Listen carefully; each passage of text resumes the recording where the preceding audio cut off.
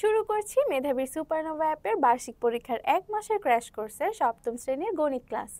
আজকের ক্লাসে আমরা 3টি অধ্যায় কভার করব। অধ্যায় 10 নানা রকম আকৃতি মাপি, অধ্যায় 12 বীজগাণিতিক রাশির সমীকরণ, অধ্যায় 13 তথ্য অনুসন্ধান ও বিশ্লেষণ। এই 3টি অধ্যায়ের একটি শর্ট ওভারভিউ আমরা দেখে নিব, তারপর কিছু অনুশীলনীর সমাধান দেখাবো। মেধাবীর সুপারনোভা অ্যাপ থেকে কিছু অ্যানিমেশন ভিডিও দেখব। আজকের সম্পূর্ণ ক্লাস শেষ হওয়ার পর তোমাদের যে কোনো কনফিউশন থাকলে তোমরা আমাদের মেধাবী সুপারনোভা অ্যাপের ফেসবুক পেজে মেসেজ পাঠাতে পারো, অথবা আমাদের হটলাইন নাম্বারে কল করে তোমাদের যে কোনো কোয়েশ্চেন করতে পারো, তোমাদের সমাধান দিয়ে দেওয়া হবে। প্রথমে আমরা নানা রকম আকৃতি মাপি এই অধ্যায় দিয়ে শুরু করব। ছবিতে কিছু আকৃতি দেখছো, এই আকৃতিগুলোর মধ্যে অনেক কিছু তোমরা আগে থেকেই চেনো।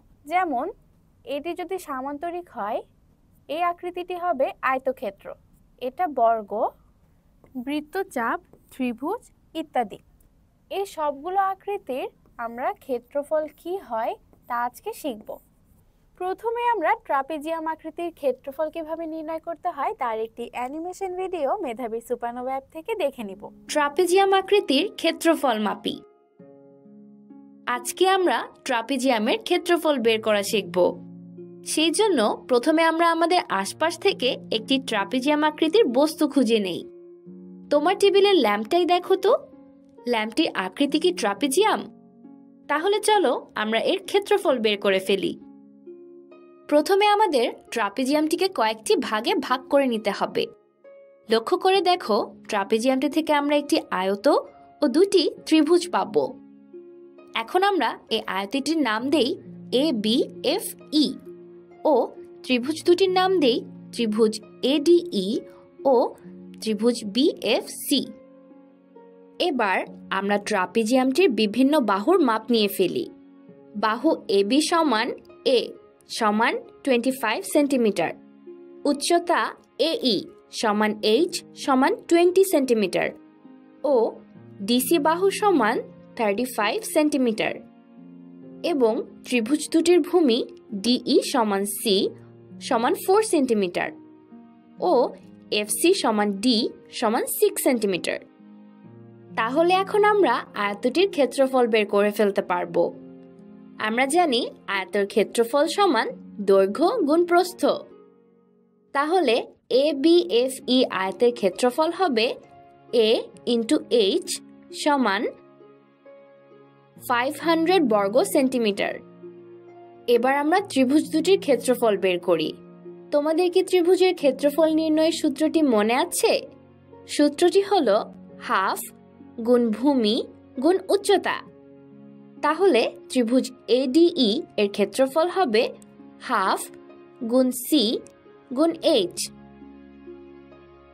সমান 40 বর্গ সেন্টিমিটার এবং ত্রিভুজ BFC এর ক্ষেত্রফল হবে হাফ গুণ D গুণ H সমান 60 বর্গ সেন্টিমিটার। এবার আমরা এই সবগুলোর ক্ষেত্রফল যোগ করলেই আমাদের ট্রাপিজিয়ামটির ক্ষেত্রফল পেয়ে যাব। তাহলে ক্ষেত্রফল সমান 500 প্লাস 40 প্লাস 60 ইকুয়াল টু 600 বর্গ সেন্টিমিটার। আমরা কিন্তু সরাসরি ট্রাপিজিয়ামের ক্ষেত্রফল নির্ণয়ের সূত্র ব্যবহার করেও এই ক্ষেত্রফলটির মান বের করতে পারি। আমরা সবাই জানি ট্রাপিজিয়ামের দুইটি বাহু সমান্তরাল হয়। প্রথমে এই সমান্তরাল বাহু দুটি নির্ণয় করতে হবে। আমাদের ট্রাপিজিয়ামের সমান্তরাল বাহু দুটি হলো AB ও DC। এখন চলো আমরা ট্রাপিজিয়ামের ক্ষেত্রফল নির্ণয়ের সূত্রটি শিখে ফেলি। ট্রাপিজিয়ামের ক্ষেত্রফল নির্ণয়ের সূত্রটি হলো হাফ গুণ সমান্তরাল বাহুদ্বয়ের যোগফল গুণ উচ্চতা। তাহলে ABCD ট্রাপিজিয়ামের ক্ষেত্রফল হবে হাফ গুণ AB যোগ DC গুণ H। এখানে প্রথমে আমরা AB ও DC এর মান যোগ করে ফেলব এবং হাফ ও H এর মানের সাথে গুণ করব। তাহলে আমরা ক্ষেত্রফল পেলাম 600 বর্গ সেন্টিমিটার। দেখো, দুটি পদ্ধতিতেই বের করা ক্ষেত্রফলের মান সমান হয়েছে। তাহলে তোমরা অ্যানিমেশন ভিডিও থেকে নিশ্চয়ই শিখে নিয়েছো ট্রাপিজিয়ামের ক্ষেত্রফল নির্ণয়ের সূত্র সমান হাফ ইন্টু সমান্তরাল বাহুদ্বয়ের সমষ্টি অর্থাৎ সমান্তরাল বাহু দুটির যোগফল গুণ উচ্চতা h। রম্বসের ক্ষেত্রফল নির্ণয়ের সূত্র। রম্বস দেখতে ঠিক এমন। রম্বসের ক্ষেত্রফল নির্ণয়ের একটি অ্যানিমেশন ভিডিও প্রথমে আমরা দেখে নিব। রম্বস। এখানে আমরা দেখতে পাচ্ছি ABCD একটি রম্বস আছে, যার AC ও BD দুটি কর্ণ। তোমরা নিশ্চয়ই জানো কোনো রম্বসের কর্ণদ্বয় পরস্পরকে সমকোণে সমদ্বিখণ্ডিত করে। তাহলে AC ও BD কর্ণদ্বয় ও বিন্দুতে পরস্পরকে সমকোণে সমদ্বিখণ্ডিত করেছে, অর্থাৎ এই কোণটি এক সমকোণ, আবার এই কোণটিও এক সমকোণ। তাহলে আমরা বলতে পারি AC কর্ণটি BD কর্ণকে সমান দুটি ভাগে ভাগ করেছে। আবার AC কর্ণটি সম্পূর্ণ ABCD রম্বসকে দুটি ভাগে বিভক্ত করেছে এবং এতে দুটি ত্রিভুজ উৎপন্ন হয়েছে, ত্রিভুজ ADC এবং ত্রিভুজ ABC। এবার চলো আমরা রম্বসটির ক্ষেত্রফল নির্ণয় করি।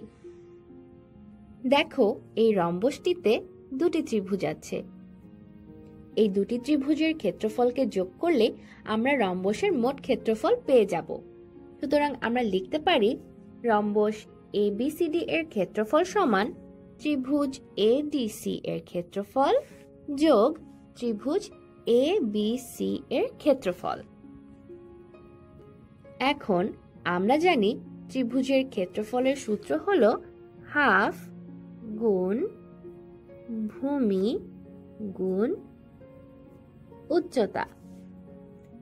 তাহলে আমাদের ত্রিভুজ ADC এর ভূমি হলো AC এবং উচ্চতা হলো OD। আবার ত্রিভুজ ABC এর ভূমি হলো AC এবং উচ্চতা হলো OB। তাহলে আমরা লিখতে পারি half into AC into OD plus half into AC into OB। এখান থেকে আমরা লিখতে পারি half into AC into OD plus OB। এখন দেখো, OD প্লাস OB কে আমরা BD বলতে পারি। তাহলে আমরা লিখতে পারি half into AC into BD।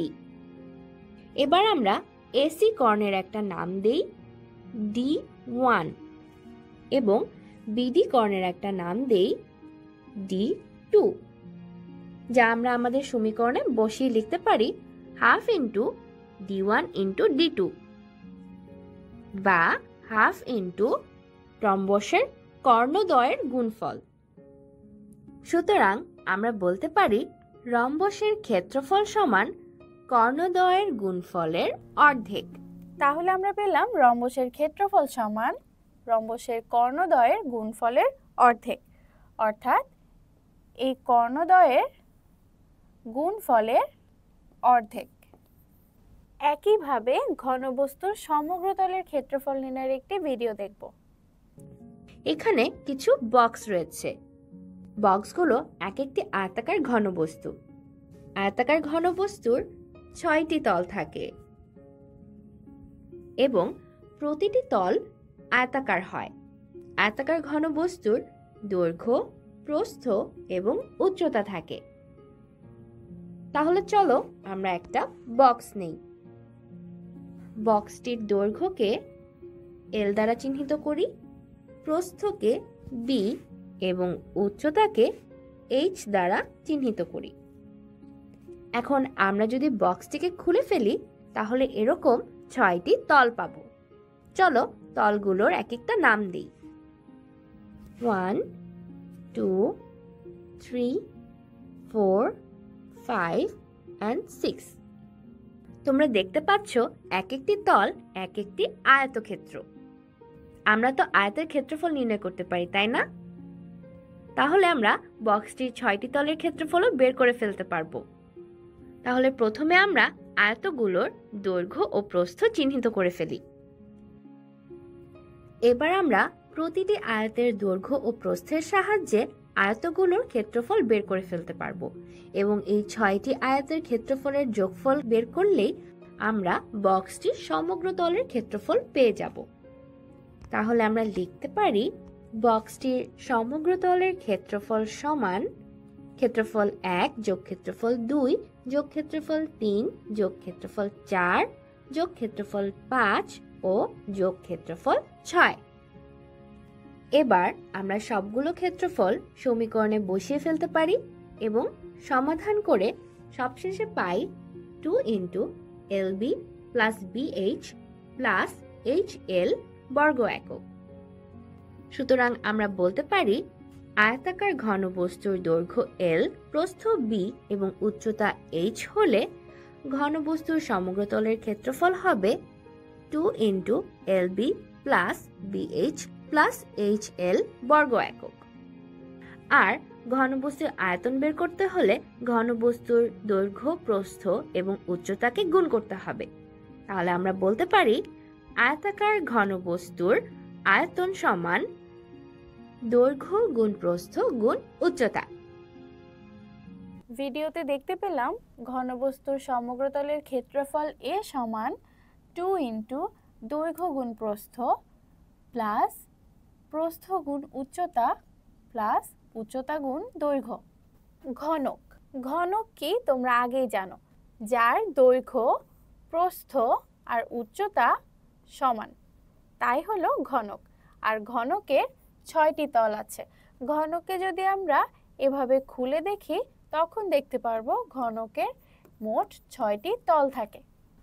যেহেতু ঘনকের সবগুলো ধার পরস্পর সমান, অর্থাৎ ঘনকের দৈর্ঘ্য, প্রস্থ, উচ্চতা সব সমান, তাহলে আমরা বলতে পারি যেহেতু ঘনকের 6টি তল, ঘনকের ক্ষেত্রফল বা ঘনকের সমগ্র তলের ক্ষেত্রফল সমান হবে দৈর্ঘ্য গুণ প্রস্থ ইন্টু 6, যাকে আমরা যেহেতু দৈর্ঘ্য প্রস্থ সব সমান তাই আমরা 6 ইন্টু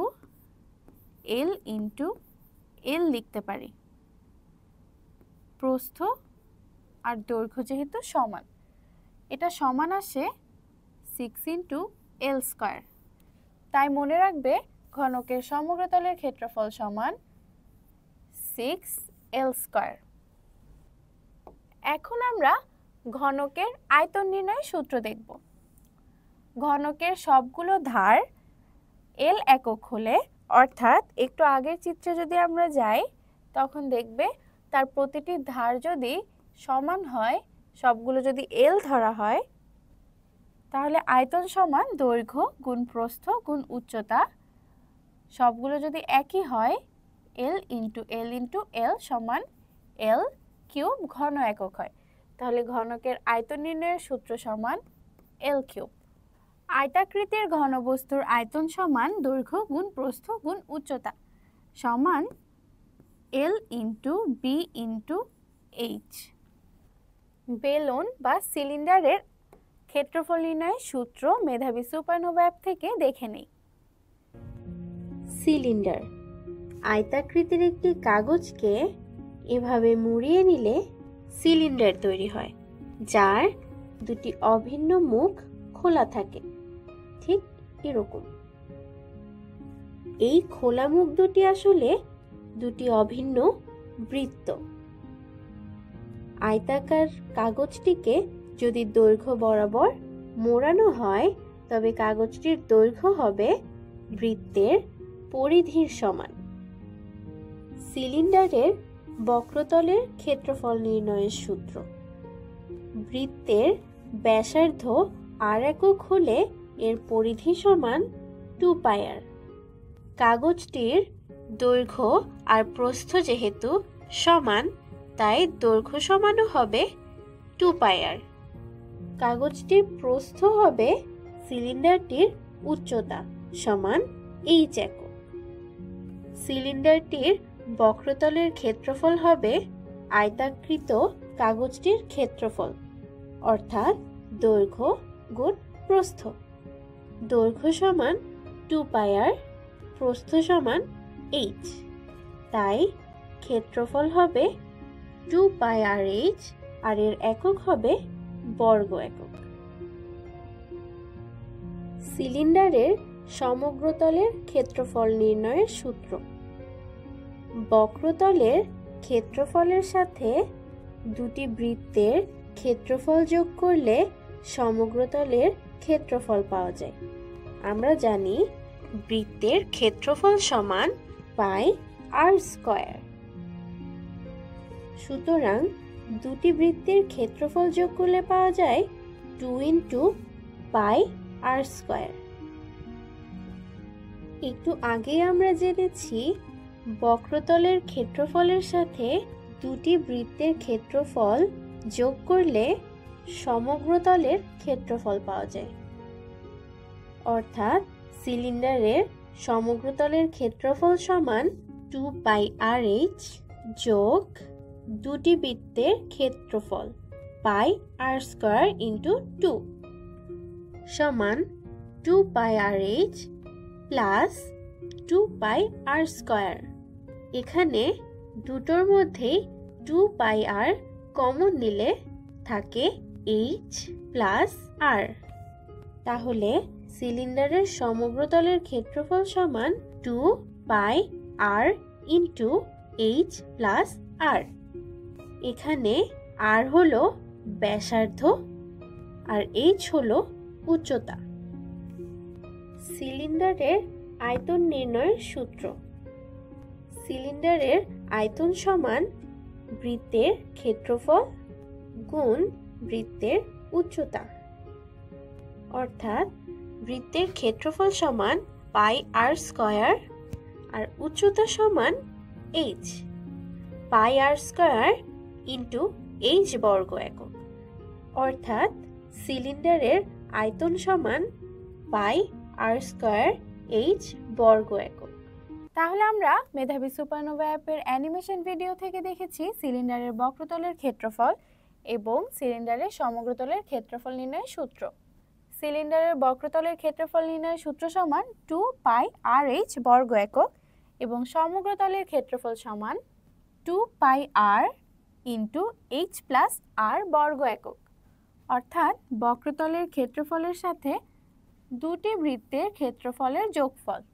আর সিলিন্ডারের আয়তন সমান ভূমির ক্ষেত্রফল গুণ উচ্চতা। এই সবগুলো সূত্র অবশ্যই তোমরা মনে রাখবে বা মুখস্থ করে রাখবে। পরবর্তীতে যে কোনো ম্যাথ করতে এই সূত্রগুলোর ব্যবহার রয়েছে। এখন চলো অনুশীলনী থেকে কয়েকটি ম্যাথের সলিউশন দেখি। এখান থেকে আমি এই ম্যাথটি তোমাদের দেখিয়ে দিচ্ছি, বাকি ম্যাথ তোমরা নিজেরা করার চেষ্টা করবে। একটি বিস্কিট কোম্পানি বিস্কিট প্যাকিংয়ের জন্য আয়তাকৃতি ঘনবস্তু আকৃতির বক্স তৈরি করবে। সেজন্য নিচে দুই ধরনের বক্সের পরিকল্পনা করলো। প্রথম বক্সের দৈর্ঘ্য সমান 20 সেন্টিমিটার, প্রস্থ সমান 8 সেন্টিমিটার আর উচ্চতা সমান 3 সেন্টিমিটার। দ্বিতীয় বক্সের দৈর্ঘ্য 12 সেন্টিমিটার, প্রস্থ 10 সেন্টিমিটার আর উচ্চতা 4 সেন্টিমিটার। কোন ধরনের বক্স বানালে কোম্পানির জন্য লাভজনক হবে? যুক্তিসহ ব্যাখ্যা করো। আয়তন ঠিক রেখে বক্সের মাত্রাগুলো শুধু পরিবর্তন করলেও আয়তন ঠিক থাকতে হবে এবং কোম্পানির লাভবান হবে। এমন পরামর্শ কি তুমি দিতে পারবে? তাহলে চলো এই ম্যাথের সমাধান দেখি। প্রথমে আমরা দুটি বক্সেরই আয়তন নির্ণয় করব। ক বক্সের দৈর্ঘ্য 20 ছিল, প্রস্থ 8 ছিল আর উচ্চতা ছিল 3। আর আমরা জানি ঘনবস্তুর আয়তনের সূত্র হচ্ছে দৈর্ঘ্য গুণ প্রস্থ গুণ উচ্চতা। তাহলে অ্যান্সার আসে 48 ঘন সেন্টিমিটার।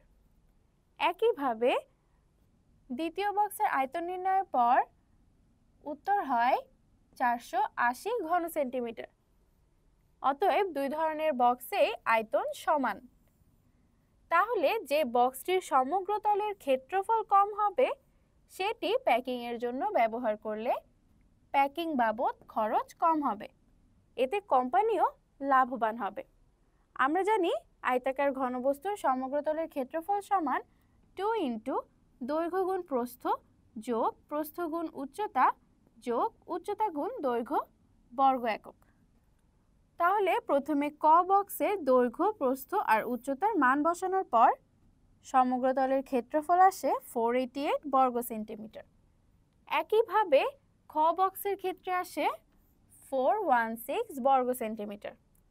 যেহেতু খ বক্সের সমগ্র তলের ক্ষেত্রফল ক বক্সের সমগ্র তলের ক্ষেত্রফল অপেক্ষা কম বা ছোট, তাই খ এর বর্ণিত দৈর্ঘ্য, প্রস্থ এবং উচ্চতা ব্যবহার করে বক্স তৈরি করা কোম্পানির জন্য লাভজনক হবে, কেননা এতে প্যাকিংয়ের জন্য প্রয়োজনীয় কাগজ কম দরকার হবে।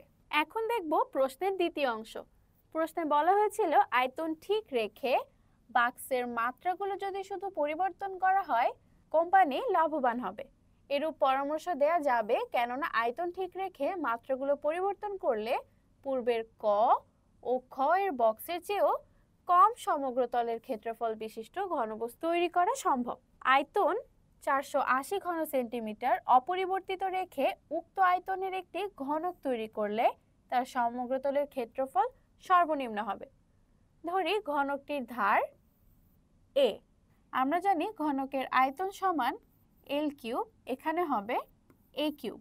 তাহলে আয়তন অপরিবর্তিত রাখলে এ কিউব, ঘনকের আয়তন এ কিউব সমান 480 ঘন সেন্টিমিটার ধরলাম। এখন এর মান পেলাম 7.8297 সেন্টিমিটার প্রায়।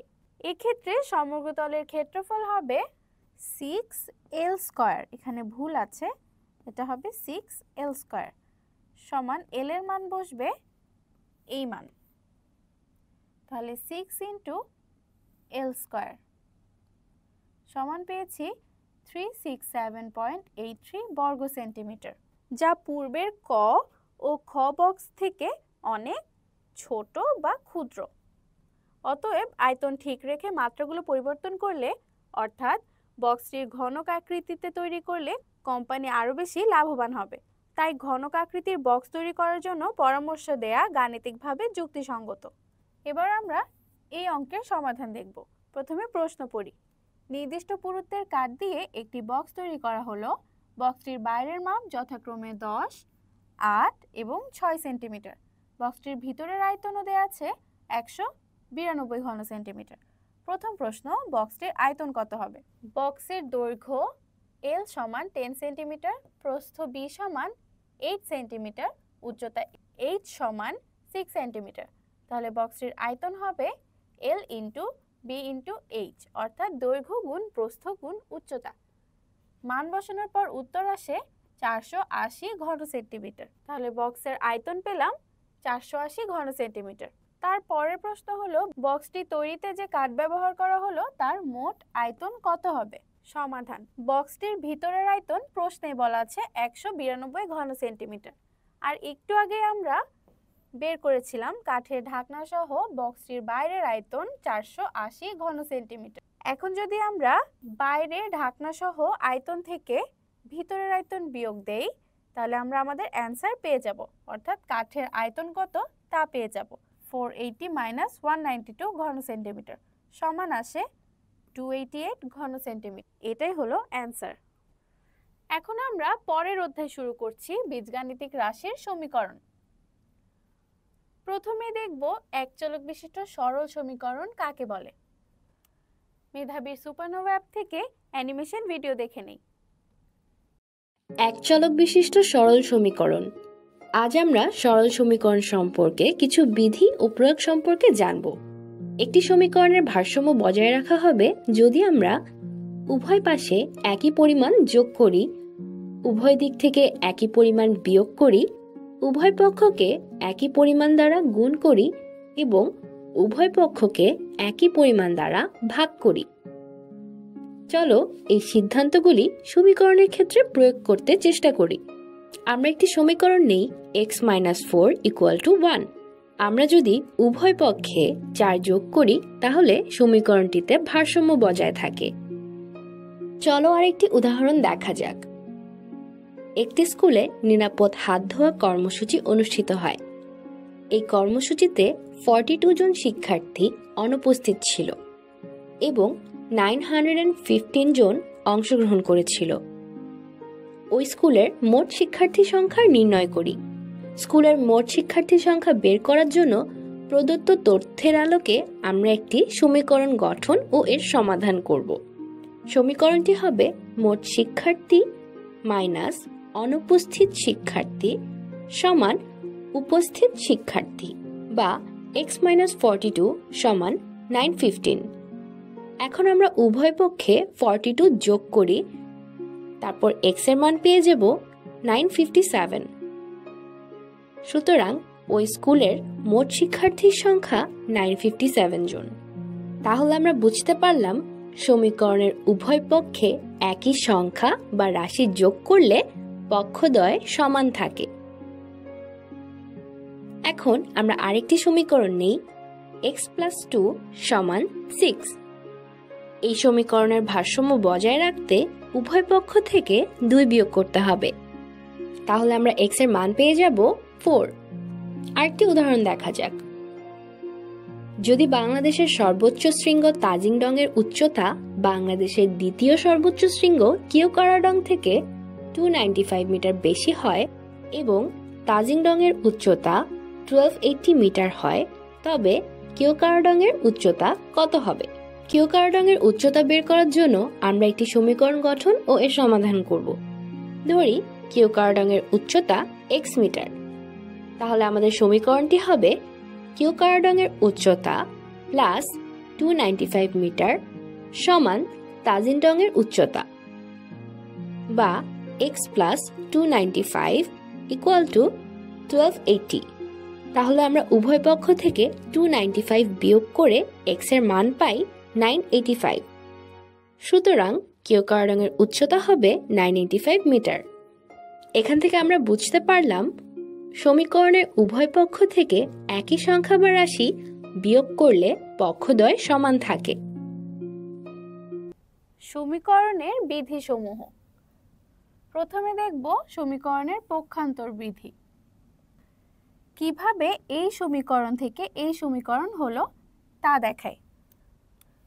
সমীকরণের পক্ষান্তর বিধিতে দেখবে সমীকরণের এই পাশে যেই চিহ্ন থাকে তা এই পাশে পক্ষান্তর করলে অপোজিট চিহ্ন হয়। অর্থাৎ এখানে যদি প্লাস থাকে এখানে মাইনাস হয়ে যায়, প্লাস হয়ে যায় মাইনাস, মাইনাস হয়ে যায় প্লাস, ভাগ হয়ে যায় গুণ, আর গুণ হয়ে যায় ভাগ। তাহলে 7x + 5 এর মধ্যে 5কে যদি আমরা সমীকরণের অপর পাশে পক্ষান্তর করি, সাইন বদলে গিয়ে হয় -5।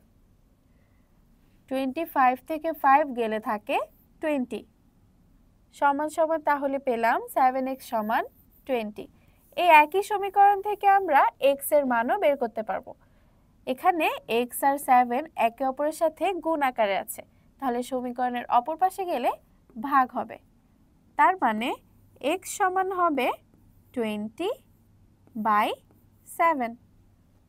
একইভাবে এই সমীকরণটি দেখো, এখানে আছে 5 × 3x + 2 আর এখানে আছে 5 × 2x + 1।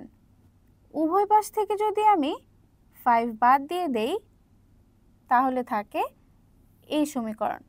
মূলত এখানে এভাবে বাদ দেওয়া হয় না, এটা একটা সহজ নিয়মে আমি ব্যাখ্যা করেছি। এর গাণিতিক ব্যাখ্যা হলো উভয় পাশে যেহেতু এখানে 5 আছে তাই উভয় পাশে আমরা আরেকটি 5 ভাগ করে দিলে এই 5 আর এই 5 এভাবে কাটাকাটি চলে যায়। তাহলে এটি আরেকটি বিধি। সমীকরণে এভাবে থাকলে আমরা আর গুণন করব, এর সাথে এর গুণ, এর সাথে এর গুণ, তখন আমরা পাই 4 × 3x সমান 12x, 2 × 7 সমান 14। সমীকরণের বিধিসমূহ নিয়ে আমাদের মেধাবী সুপারনোভা অ্যাপে অ্যানিমেশন ভিডিও তোমরা অবশ্যই দেখে নিবে। এখন দেখব যোগের সমীকরণ। ধরো বাংলাদেশের সর্বোচ্চ শৃঙ্গ তাজিং ডং এর উচ্চতা বাংলাদেশের দ্বিতীয় সর্বোচ্চ শৃঙ্গ কেওকারাডং এর 295 মিটার বেশি হয় এবং তাজিং ডং এর উচ্চতা 1280 মিটার হয়। তবে কেওকারাডং এর উচ্চতা বের করি। কেওকারাডং এর উচ্চতা বের করার জন্য আমরা একটি সমীকরণ গঠন করব এবং তার সমাধান করব। কেওকারাডং এর উচ্চতা যদি আমরা x মিটার ধরি, এই x এর মান এখন আমাদের বের করতে হবে। যেহেতু বলা আছে কেওক্রাডাংয়ের উচ্চতার চাইতে তাজিংডংয়ের উচ্চতা 295 মিটার বেশি, তাই কেওক্রাডাংয়ের উচ্চতা যোগ 295 মিটার সমান তাজিংডংয়ের উচ্চতা। আমরা ধরেছি কেওক্রাডাংয়ের উচ্চতা সমান x মিটার, তাই এখানে আমরা মান বসিয়েছি। তাহলে x + 295 সমান 1280। এখন দেখো এখানে একটি নোট আছে, সমীকরণের উভয় পক্ষে একই সংখ্যা বা রাশি যোগ করলে পক্ষদ্বয় সমান থাকে। উভয় পাশে -295 এনেছি। এখানে পক্ষদ্বয় সমান আছে, এখানে উভয় পাশেই -295 যোগ করেছি। এর একটি শর্টকাট যদি আমি বলি, একটু আগেই শিখিয়েছিলাম সমীকরণের এই পাশে যদি যোগ থাকে তা এই পাশে গেলে বিয়োগ হয়ে যায়। তোমরা যদি এই লাইন থেকে এভাবে লিখতে x সমান 1280 - 295, এখানে আর এখানে একই উত্তর আসে। তাহলে মাইনাস আর প্লাসে এটা বাদ যায়, আর এখানে 1280 থেকে 295 বিয়োগ গেলে থাকে 985।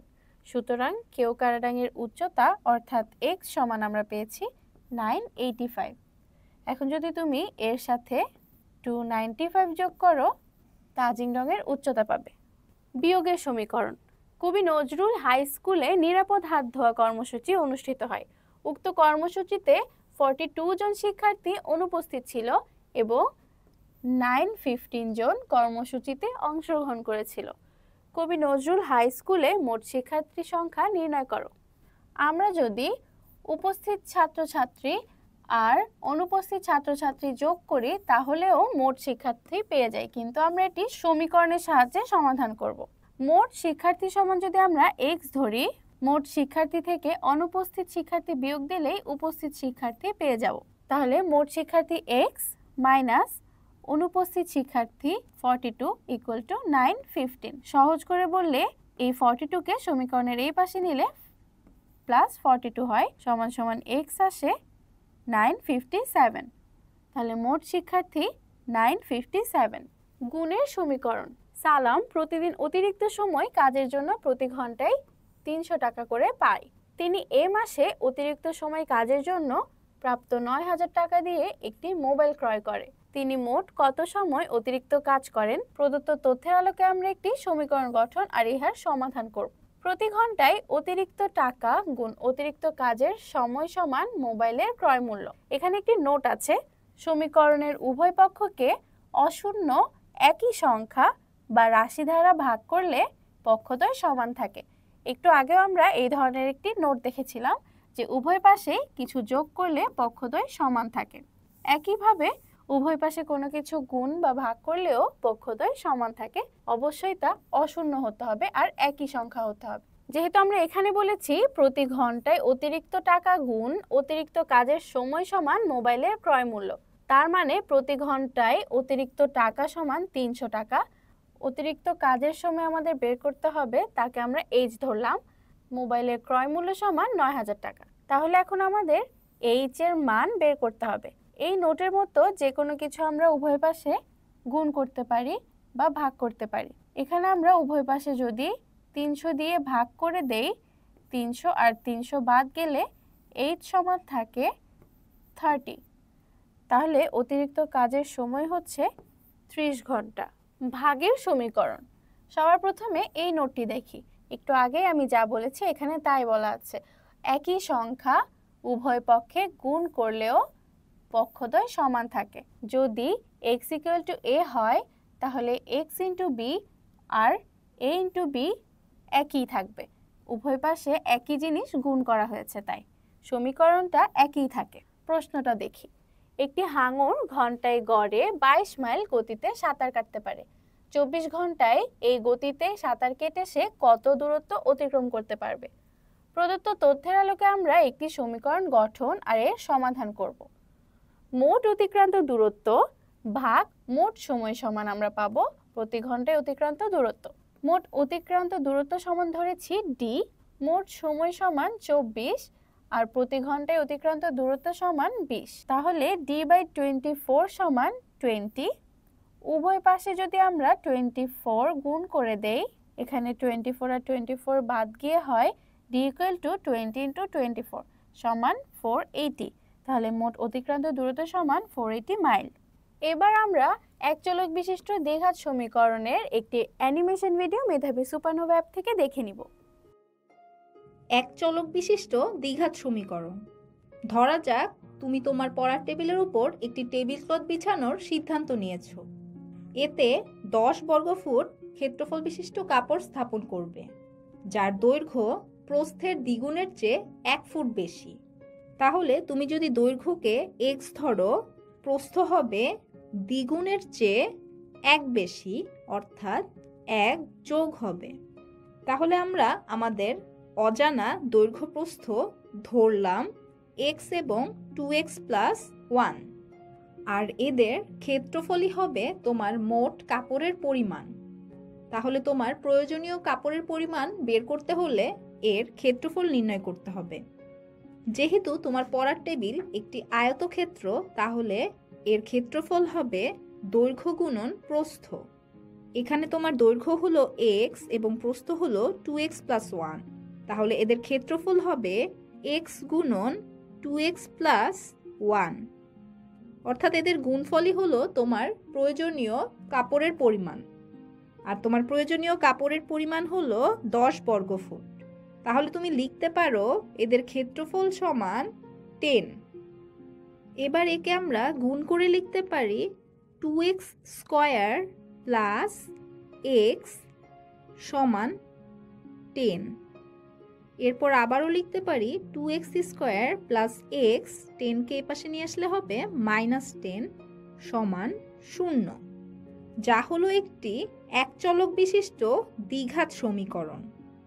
এই সমীকরণটিতে আমরা দেখতে পাচ্ছি একটি মাত্র চলক রয়েছে, যা হলো x, এবং এর ঘাত হলো 2।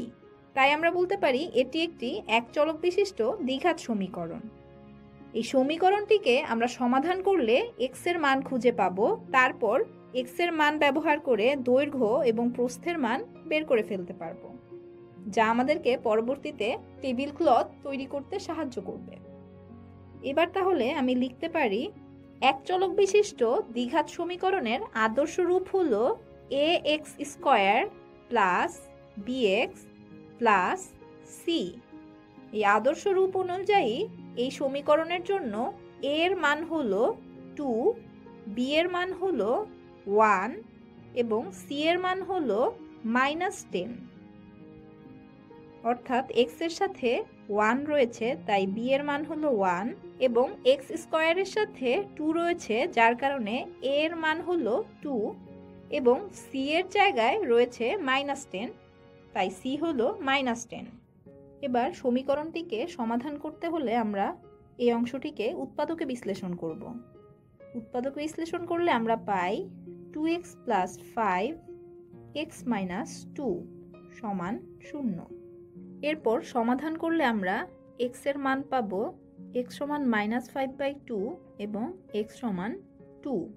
যেহেতু x হলো আমার দৈর্ঘ্য কখনো ঋণাত্মক হতে পারে না, তাই এই মানটি গ্রহণযোগ্য নয়, তাই x এর মান হবে 2। এবার x এর মান বসিয়ে আমরা দৈর্ঘ্য এবং প্রস্থ নির্ণয় করে ফেলতে পারবো।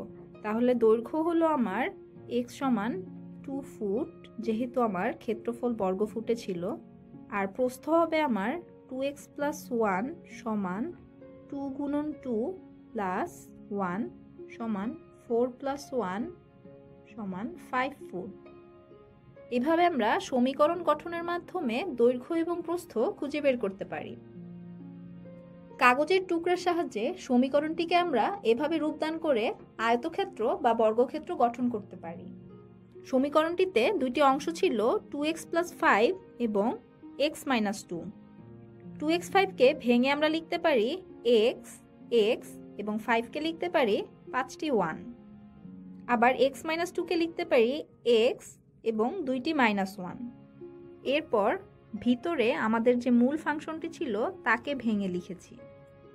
মূল ফাংশনটি ছিল আমাদের 2x square plus x minus 10 সমান 0। 2x স্কয়ারকে আমরা x স্কয়ার এবং x স্কয়ার এই দুই ভাগে লিখেছি।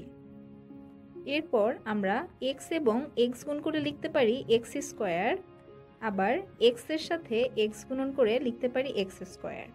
আর এই এক্স এর সাথে 1 গুণ করে এক্স এবং তারপরে আবারও এক্স এর সাথে 1 গুণ করে এক্স, এভাবে 5টি এক্স লিখলাম।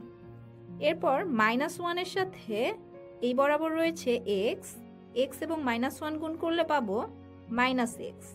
এরপর -1 এর সাথে এই বরাবর রয়েছে এক্স, যা গুণ করলেও -x পাবো। একইভাবে এই -1 এর ক্ষেত্রেও সেম মানগুলোই পাবো। এরপর -1 এর সাথে 1 গুণ করলে হয় -1, -1 এর সাথে গুণ করলে প্রতিটি হবে -1। এক্ষেত্রেও একইভাবে -1 এর সাথে 1 গুলো গুণ করলে -1 পাবো 5টি। অর্থাৎ সমীকরণকে ভেঙে আমরা বিভিন্নভাবে লিখতে পারি। তাহলে এভাবে আমরা একটি সমীকরণকে ভেঙে বিভিন্ন রূপ দিতে পারি। এখন আমরা অনুশীলনীর এই অঙ্কটি সমাধান করব। বাকি অঙ্কগুলো তোমরা নিজেরা করার চেষ্টা করবে। যদি কোনো সমস্যা পাও অবশ্যই আমাদের মেধাবী সুপারনোভা অ্যাপে মেসেজ পাঠাবে। একটি আয়তাকৃতি ঘরের মেঝের ক্ষেত্রফল 132 বর্গমিটার। মেঝের দৈর্ঘ্যকে 6 মিটার কমালে ও প্রস্থকে দ্বিগুণ করলে ক্ষেত্রফল অপরিবর্তিত থাকে। ঘরের মেঝের দৈর্ঘ্য ও প্রস্থ সমান কত? এখন চলো সমাধান দেখি। সমাধান: ধরি মেঝের দৈর্ঘ্য x মিটার আর প্রস্থ y মিটার। প্রশ্ন মতে x y অর্থাৎ ক্ষেত্রফল সমান 132 মিটার। এটা সমীকরণ 1 ধরলাম। এই সমীকরণ থেকে যদি আমরা y এর মান বের করতে চাই তখন হয় 132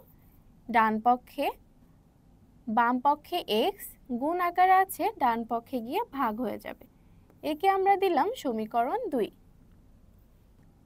প্রশ্নে বলা ছিল মেঝের দৈর্ঘ্য যদি আমরা 6 মিটার কমাই, অর্থাৎ তখন দৈর্ঘ্য যদি হয় x - 6 মিটার আর প্রস্থকে দ্বিগুণ করা হয় অর্থাৎ y এর সাথে 2 গুণ হয়, তখনও ক্ষেত্রফল একই থাকে বা অপরিবর্তিত থাকে, অর্থাৎ 132ই থাকে। যাকে আমরা লিখতে পারি, গুণ করে লিখতে পারি 2xy মাইনাস 2 × 6 12y সমান 132। এখন আমরা এখানে যদি y এর মান সমীকরণ 2 এর মতো বসাই তখন পাই 2 × x × 132/x মাইনাস 12 × y অর্থাৎ 12 × 132/x সমান 132। এখানে দেখবে গুণ আর ভাগে আছে, তাই x বাদ চলে যায়। বাদ পড়ে যাওয়ার পর থাকে 2 × 132 মাইনাস 12 × 132/x। এখন উভয় পাশ থেকে যদি আমরা 132 কমন নেই, 132 এখানে বাকি থাকে 2 মাইনাস এখানে থাকে 12/x সমান 132। এখন আমরা পক্ষান্তর পদ্ধতিতে বাম পাশে থাকা 132কে ডান পাশে নিলে এখানে গুণ আকারে আছে, তাই এখানে ভাগ হয়ে যাবে, তখন এখানে 1 হয়ে যায়। অর্থাৎ তখন থাকে 2 - 12/x সমান 1, বা 2x - 12 সমান 1। xকে যদি আমরা পক্ষান্তর করে সমীকরণের ডান পাশে নেই গুণ হয়ে যাবে, অর্থাৎ 2x - 12 সমান হয় x, বা x সমান তখন থাকে 12। x এর মান যেহেতু 12 পেয়েছি, এই মান আমরা দ্বিতীয় সমীকরণে বসালে y সমান পাই 132/12 সমান হয় 11। তাহলে আমরা দৈর্ঘ্য পেয়েছি 12 মিটার আর প্রস্থ পেয়েছি 11 মিটার। এখন শুরু করব তথ্য অনুসন্ধান ও বিশ্লেষণ এই অধ্যায়টি। সবার প্রথমে তথ্য সম্পর্কে একটি অ্যানিমেশন ভিডিও মেধাবী সুপারনোভা থেকে দেখে নিব। তথ্য তথ্য দুই প্রকার, গুণগত তথ্য ও পরিমাণগত তথ্য। গুণগত তথ্য গুণগত অর্থ হলো বর্ণনামূলক। এদের মধ্যে সংখ্যাবাচক কোনো কিছু থাকে না। এদের পরিমাণ পরিমাপ করা যায় না। যেমন মিনা আম খেতে পছন্দ করে, এটি একটি গুণগত তথ্য। আবার এই বিড়ালটির রং সাদা কালো, এটিও একটি গুণগত তথ্য। পরিমাণগত তথ্য পরিমাণগত তথ্যকে গাণিতিক সংখ্যা দিয়ে প্রকাশ করা যায়। যেমন তোমার ক্লাসে 30 জন শিক্ষার্থী আছে আর তোমার খাতায় 120টি পেজ আছে। এগুলো হলো পরিমাণগত তথ্য। পরিমাণগত তথ্য আবার দুই প্রকার, বিচ্ছিন্ন তথ্য ও অবিচ্ছিন্ন তথ্য। বিচ্ছিন্ন তথ্য এ ধরনের তথ্যগুলো এককভাবে থাকে, সংযুক্ত বা ধারাবাহিকভাবে থাকে না। বিচ্ছিন্ন তথ্যের মূল বৈশিষ্ট্য হলো সময়ের সাথে এগুলো পরিবর্তনশীল নয়, অর্থাৎ এই তথ্যগুলো সবসময় একই থাকবে। এই সংখ্যাবাচক উপাত্তগুলো পূর্ণ সংখ্যা বা ভগ্নাংশ উভয়ই হতে পারে। যেমন আমাদের স্মৃতিসৌধের উচ্চতা 150 ফিট, আবার প্যারিসের আইফেল টাওয়ারের উচ্চতা ঠিক 300 মিটার, আবার আমাদের পদ্মা সেতুর দৈর্ঘ্য 6.15 কিলোমিটার। এক্ষেত্রে খেয়াল করো, স্মৃতিসৌধ এবং আইফেল টাওয়ারের উচ্চতা বা পদ্মা সেতুর দৈর্ঘ্য একটাই দৈর্ঘ্য হতে পারে। আমরা এগুলো যতবার পরিমাপ করি এগুলোর সংখ্যাগত মান পরিবর্তন হবে না।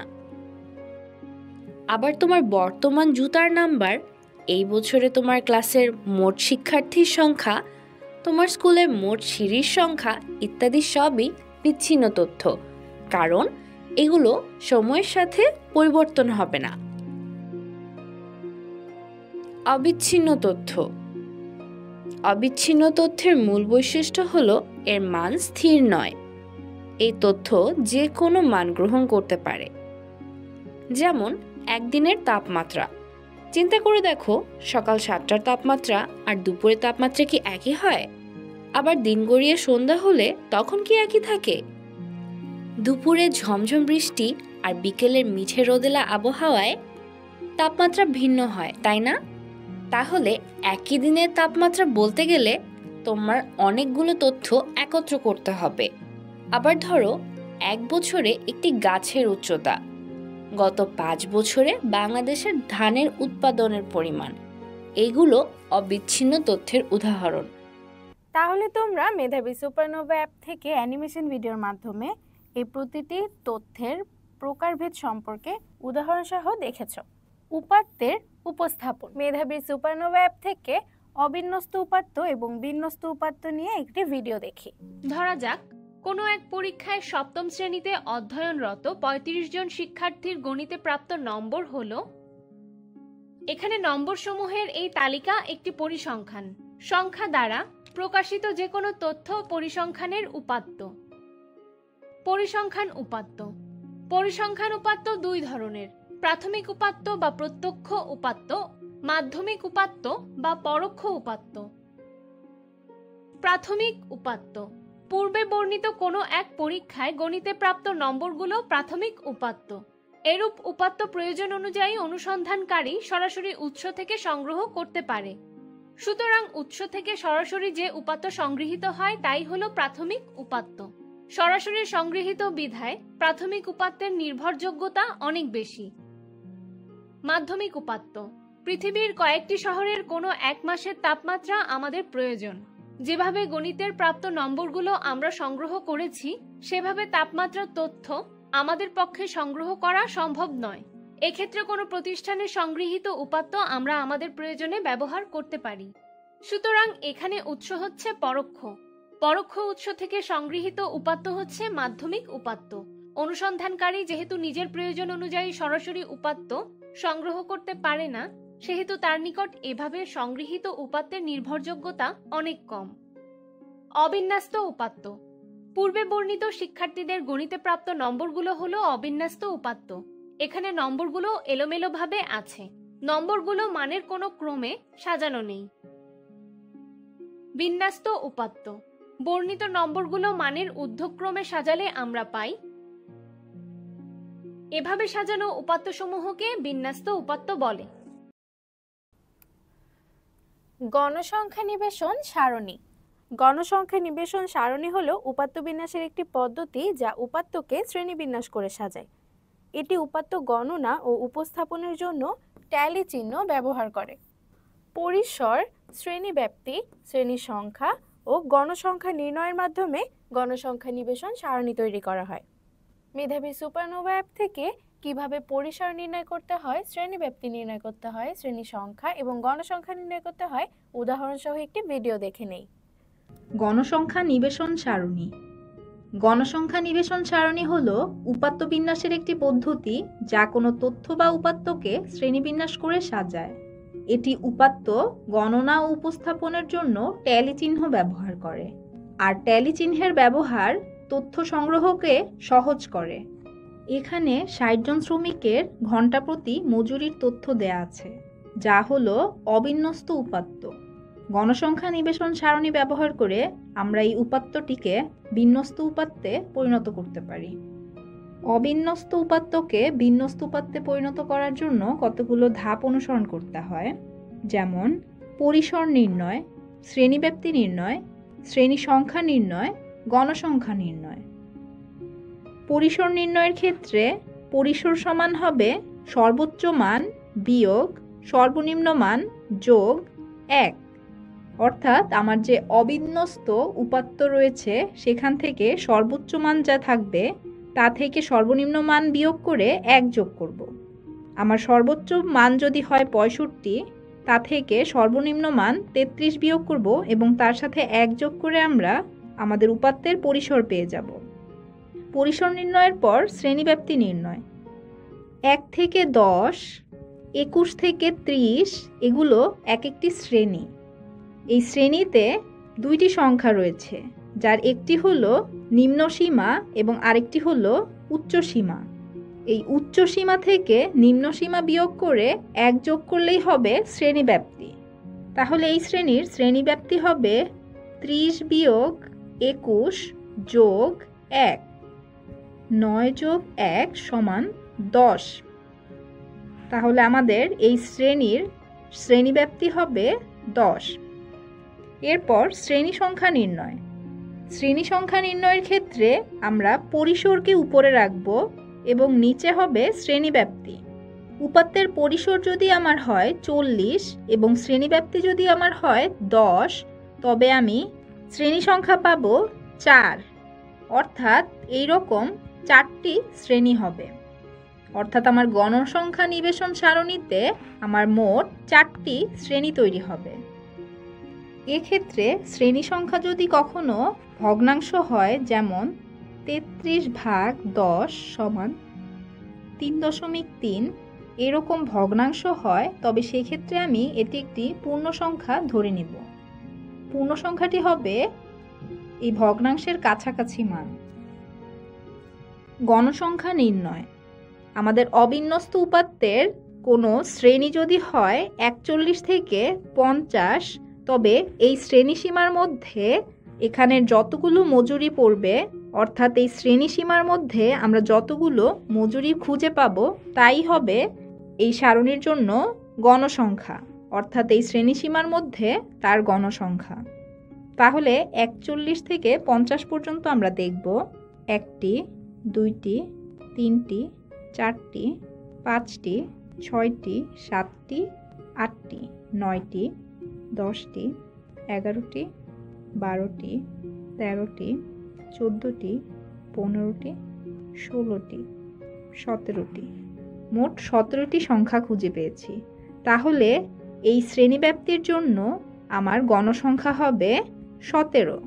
এভাবে আমরা আমাদের যদি ৪টি শ্রেণী আসে তবে ৪টি শ্রেণীর জন্য গণসংখ্যা খুঁজে বের করব। এবার এই তথ্যগুলো ব্যবহার করে আমরা গণসংখ্যা নিবেশন সারণী তৈরি করতে পারব। এভাবে শ্রেণী সংখ্যা, শ্রেণীব্যাপ্তি, পরিসর ও গণসংখ্যা নির্ণয়ের পর আমরা গণসংখ্যা নিবেশন সারণী তৈরি করতে পারব। তোমরা নিশ্চয়ই ভিডিও দেখার পর গণসংখ্যা নিবেশন সারণী নিয়ে তোমাদের কনসেপ্ট খুব ভালো মতো ক্লিয়ার করতে পেরেছো। উপাত্ত লেখচিত্রে উপস্থাপন। একটি ছবি 1000 শব্দের সমান। 1000 শব্দের প্রতিবেদনে যে কথাটি ফুটিয়ে তোলা যায় না, অনেক সময় একটি ছবির সাহায্যে সেই ভাবটি সম্পূর্ণভাবে ফুটিয়ে তোলা যায়। তথ্য আর উপাত্ত লেখচিত্রের মাধ্যমে প্রকাশ করা একটি অনেক আগের প্রচলিত পদ্ধতি। বিভিন্ন মাধ্যমে এটি করা যায়, যেমন স্তম্ভলেখ দেখতে এমন এভাবে প্রকাশ করা যায়, অথবা পাই চিত্রের মাধ্যমে প্রকাশ করা যায়। কিভাবে আয়তলেখর মাধ্যমে এবং পাই চিত্রের মাধ্যমে তথ্য ও উপাত্ত উপস্থাপন করা হয় তার অ্যানিমেশন ভিডিও মেধাবী সুপারনোভা অ্যাপ থেকে দেখে নেই। কোনো পরিসংখ্যান যখন লেখচিত্রের মাধ্যমে উপস্থাপন করা হয় তখন তা বোঝা ও সিদ্ধান্ত নেওয়ার জন্য যেমন সহজ হয় তেমনি চিত্তাকর্ষকও হয়। এই প্রেক্ষাপটে পরিসংখ্যানে লেখচিত্রের মাধ্যমে গণসংখ্যা সারণী উপস্থাপন বহুল প্রচলিত পদ্ধতি। গণসংখ্যা আয়তলেখ আঁকার জন্য এই ধাপগুলো অনুসরণ করা হয়। সুবিধাজনক স্কেলে একটি গণসংখ্যা সারণীর শ্রেণীব্যাপ্তি এক্স অক্ষ বরাবর লেখা হয়। সুবিধাজনক স্কেলে ওয়াই অক্ষ বরাবর গণসংখ্যার মান নেওয়া হয় এবং উভয় আয়তের অক্ষের জন্য একই বা পৃথক সুবিধাজনক স্কেল নেওয়া হয়। শ্রেণীব্যাপ্তিকে ভূমি ও গণসংখ্যার মানকে আয়তের উচ্চতা ধরে আয়তলেখ অঙ্কন করা হয়। উদাহরণ 1। একটি স্কুলের 10ম শ্রেণীর 60 জন শিক্ষার্থীর ওজনের গণসংখ্যা সারণী দেয়া হলো। গণসংখ্যা সারণী থেকে উপাত্তের আয়তলেখ আঁকো এবং আয়তলেখ থেকে প্রচুরক আসন্ন মান নির্ণয় করো।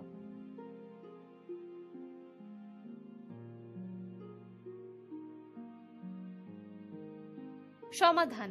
ছক কাগজের শ্রেণীব্যাপ্তির জন্য এক্স অক্ষ বরাবর ক্ষুদ্রতম বর্গের প্রতি ঘরকে 1 একক এবং গণসংখ্যার জন্য ওয়াই অক্ষ বরাবর ক্ষুদ্রতম বর্গের প্রতি 1 ঘরকে 1 একক ধরে গণসংখ্যা আয়তলেখ আঁকা হয়েছে। শ্রেণীব্যাপ্তি 40 থেকে 45, গণসংখ্যা 8, 45 থেকে 50, 15, 50 থেকে 55, 25, 55 থেকে 60, 10, 60 থেকে 65, 2। যেহেতু শ্রেণীব্যাপ্তি এক্স অক্ষ বরাবর 40 থেকে আরম্ভ করা হয়েছে, সেহেতু এক্স অক্ষের মূল বিন্দু থেকে 40 পর্যন্ত ভাঙা চিহ্ন দিয়ে বোঝানো হয়েছে যে বাকি ঘরগুলো বিদ্যমান আছে। গণসংখ্যার প্রাচুর্য 50 থেকে 55 শ্রেণীতে আছে, সুতরাং প্রচুরক এই শ্রেণীতে বিদ্যমান। প্রচুরক নির্ধারণ করার জন্য ওই আয়তটির উপরিভাগে কৌণিক বিন্দুদ্বয় থেকে দুইটি আড়াআড়ি রেখাংশ আগের ও পরের আয়তের উপরিভাগের কৌণিক বিন্দুর সাথে সংযোগ করা হয়। এদের ছেদবিন্দু থেকে সংশ্লিষ্ট ভূমির উপর লম্ব টানা হয়। লম্বটি এক্স অক্ষের যে বিন্দুতে মিলিত হয় তার সাংখ্যিক মানই প্রচুরক। নির্ণেয় প্রচুরক 52 কেজি। এখন আমরা অনুশীলনের একটি ম্যাথ সমাধান দেখব। এই অঙ্কটির সমাধান দেখি। প্রশ্নটা পড়ি আগে। একটি কারখানার 40 জন শ্রমিকদের দৈনিক মজুরির টাকা দেওয়া হলো। এগুলো একটি কারখানার শ্রমিকদের প্রতিদিনের মজুরি। প্রথম প্রশ্ন, উপাত্তের পরিসর নির্ণয় করো। প্রথমে আমাদের এই উপাত্তগুলোর মধ্যে সর্বোচ্চ এবং সর্বনিম্ন মজুরি নির্ধারণ করতে হবে। এখানে সর্বোচ্চ মজুরি 999 এবং সর্বনিম্ন মজুরি 500। এবার চলো পরিসর নির্ণয় করি। আমরা জানি পরিসর সমান সর্বোচ্চ বিয়োগ সর্বনিম্ন যোগ 1।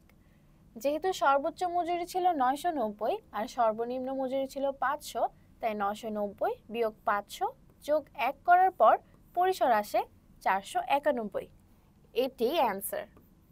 এখন আমরা খতে দেখব। খতে বলেছে এই শ্রেণীগুলোর শ্রেণীব্যাপ্তি কত হবে। চলো সমাধান দেখি। শ্রেণী ব্যাপ্তি সমান শ্রেণীর উচ্চ সীমা বিয়োগ শ্রেণীর নিম্ন সীমা যোগ 1। আমাদের যে শ্রেণীগুলো দেয়া আছে সেই শ্রেণীগুলোর উচ্চ সীমা হলো এখানে আর নিম্ন সীমা এখানে। তাহলে প্রত্যেকটি শ্রেণীকে এই সূত্র প্রয়োগ করে শ্রেণীব্যাপ্তি নির্ণয় করার পর দেখা গেল সবগুলো শ্রেণীব্যাপ্তি 50। সুতরাং এই শ্রেণীগুলোর শ্রেণীব্যাপ্তি 50 হবে। এর পরের প্রশ্ন দেখি। ক্ষয়ে প্রাপ্ত শ্রেণীব্যাপ্তি অনুসারে উপাত্তের শ্রেণী সংখ্যা নির্ণয় করো। খতে আমরা পেয়েছিলাম প্রতিটি শ্রেণীর শ্রেণীব্যাপ্তি 50। এখন গয়ের সমাধান দেখব। খতে প্রাপ্ত শ্রেণীব্যাপ্তি ছিল 50। কতে পরিসর পেয়েছিলাম 491। উপাত্তের শ্রেণী সংখ্যা নির্ণয়ের সূত্র হলো পরিসর ডিভাইডেড বাই শ্রেণীব্যাপ্তি। মান বসানোর পর উত্তর আসে 9.82, 9.82, যাকে আমরা 10 লিখতে পারি। এটি অ্যান্সার।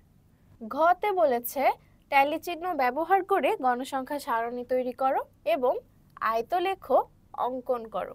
প্রথমে আমরা গণসংখ্যা সারণী তৈরি করব। সারণীতে শ্রেণীব্যাপ্তি আর প্রকৃত শ্রেণীব্যাপ্তি নির্ণয় করা হয়েছে। এখন আমরা ট্যালি চিহ্ন ব্যবহার করব। এই শ্রেণীব্যাপ্তির মধ্যে শুধুমাত্র 500 আছে, তাই ট্যালি চিহ্ন হবে 1, সুতরাং গণসংখ্যা হবে 1। একইভাবে তুমি যদি প্রশ্নের সাথে মিলিয়ে দেখো, এখানে থাকে 4, এখানে 1, এখানে। একইভাবে আমি এখান থেকে সবগুলো ট্যালি চিহ্ন নির্ণয় করে ফেলেছি। মোট গণসংখ্যা সেই সবগুলো যোগ করার পর 40। এবার আমরা আয়তলেখ অঙ্কন দেখব। ছক কাগজে এক্স অক্ষ বরাবর, এই যে এক্স অক্ষ হলো এই পাশে, ক্ষুদ্রতর বর্গের প্রতি বাহুর দৈর্ঘ্যকে প্রকৃত শ্রেণীব্যাপ্তির 10 একক এবং ওয়াই অক্ষ বরাবর প্রতি 5 বাহুর দৈর্ঘ্যকে গণসংখ্যার 1 একক ধরে এই আয়তলেখটি অঙ্কন করা হয়েছে।